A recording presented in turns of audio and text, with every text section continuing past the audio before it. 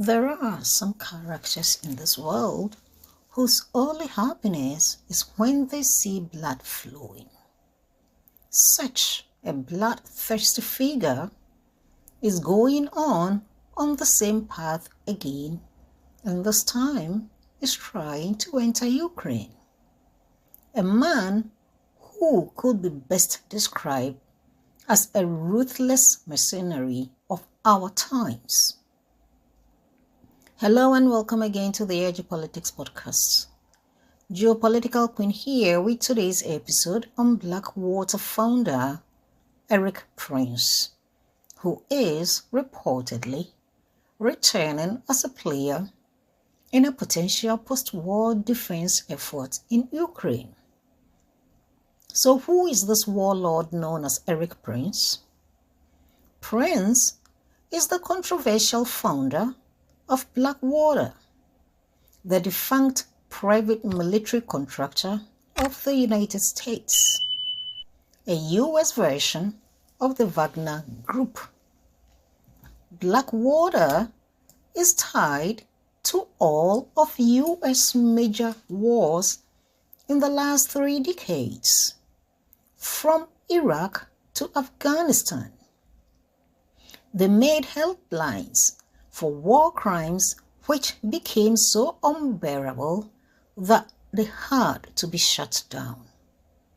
But Erik Prince is still around looking for fresh blood to quench his bloodthirstiness and is hunting for new opportunities in another conflict in Ukraine. Prince is allegedly eyeing a role in post-war Ukraine. According to some wartime reports, Erik Prince is pitching his services and targeting Ukraine's booming drone industry. He is alleged to have intentions of buying drone companies in the country. Allegedly, Erik Prince already met local defense companies and had discussions with them. As this special military operation in Ukraine has taught us, drones have dominated the Ukrainian battlefield. They have inflicted considerable damage on Ukraine. Drones are behind 80% of Ukrainian casualties in this conflict. Some Western companies are showing interest in Ukraine's drone industry. More importantly, they want Ukraine's experience from the battlefield. And that explains Erik Prince's interest in Ukraine. For those who are now hearing Prince's story, here is a quick primer. After the 9/11 attacks in the US, Washington launched what he called the global war on terror, and Blackwater was a key part of it. It was central to U.S. military strategy. It got contracts worth billions, especially during the Ukraine war.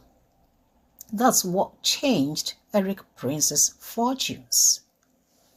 In 2007, Blackwater Mercenaries killed civilians in Baghdad, which led to global outrage. Prince was called before the U.S. Congress and was grilled for this cruelty. Ultimately, Blackwater was banned in Iraq, but as usual with hypocritical U.S., Prince was not punished for the war crimes. Then after all, it was just some Iraqis who died, and they didn't matter. In 2010, Prince sold the company. His legal troubles were mounting.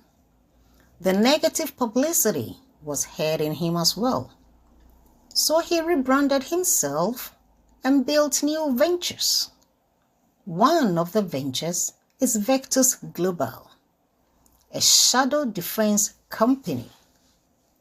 He also has another business called Unplugged. It is an encrypted communications company. At the beginning of the Russian-Ukraine conflict, Prince pitched a plan with Zelensky to get a foothold in Ukraine to continue his bloodthirsty business. Prince suggested using a private army in the Donbas area. The Donbas region, as you would know, is a region in eastern Ukraine where the Ukrainian Azov Nazi battalion was shelling Russian-speaking civilians and burning them alive. Over 16,000 Russian speakers in the region were killed by the Azov Nazi battalion before Russia stepped in to protect them in 2022. Prince's proposal to Zelensky was to use a private army to settle the conflict in eastern Donbas. The private army would be his and they would be fighting for Ukraine. But this deal, fortunately, never took off. Fast forward to 2025, and Erik Prince is back with a new bloodthirsty idea. This time, he is betting on drones, and his moves are well timed. Blood can never get out of his head, can it? The US, which is losing its superpower status, could definitely use a private military in Ukraine to fight against Russia. Reports say that the idea is being quote-unquote actively discussed. This is for a post-war scenario. When the war ends, private contractors could be used to build fortifications to protect US interests and to deter Russia from perhaps violating the ceasefire. This is some of the hallucinations the US and its allies have started thinking about. And this is a position which could enable the US retain a foothold in Ukraine without committing US troops on the ground. But is this a new idea for anyone to be surprised about? The United States has used this model before to disastrously effect both in Iraq and Afghanistan. And now it is back on the table for Ukraine. If they go down this road using private contractors, then Erik Prince could play a major role. Apparently, Prince has access to Trump's inner circle. Reports claim that Prince is still in contact with US defense and intelligence officials, so he could be angling for a bigger role. Don't forget that the US military is till date still providing information to Ukraine to fight Russia, yet Trump claims to be solving the problem. So far, Trump has not signed off on this plan, as it plans to involve private military contractors in Ukraine. So what's going on here? Is this about protecting Ukraine, or is it about making money off a conflict? The logic of involving private military remains the same. It allows the US to create deterrence without committing its troops. Remember, Trump has positioned himself as a peace president, although he is the one actually starting wars. So this approach could suit him politically as well. But The history shows us that this doesn't work well. It certainly hasn't worked for the US, at least. They lost thousands of lives and lost their face in both Iraq and Afghanistan. The US could not achieve their objectives and left behind unstable nations. We all saw how the US had to run away from Iraq and run away from Afghanistan like thieves in the middle of the night. The only ones that benefited were private contractors like Erik Prince.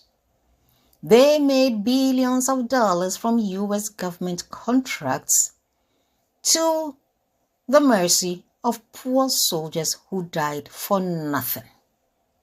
And now Ukraine risks falling into the same trap. This is a country fighting a proxy war for the US, yet they claim they are fighting for their survival. Instead of negotiating for peace, Ukraine is attracting private contractors to eliminate more people. This is what bloodthirsty characters like Erik Prince are packaging as investors in conflict, and the reckless leaders in Ukraine see this as a great idea. So what do you think? Is the business of war only getting started with mercenaries, or better, warlords like Erik Prince lining up for a share of the pie? Or it is the greedy, bloodthirsty, evil ones who are always looking for fresh blood? Well, kindly leave your comments in the comment section below, and thanks for tuning in. I will be back with the next broadcast. Good day.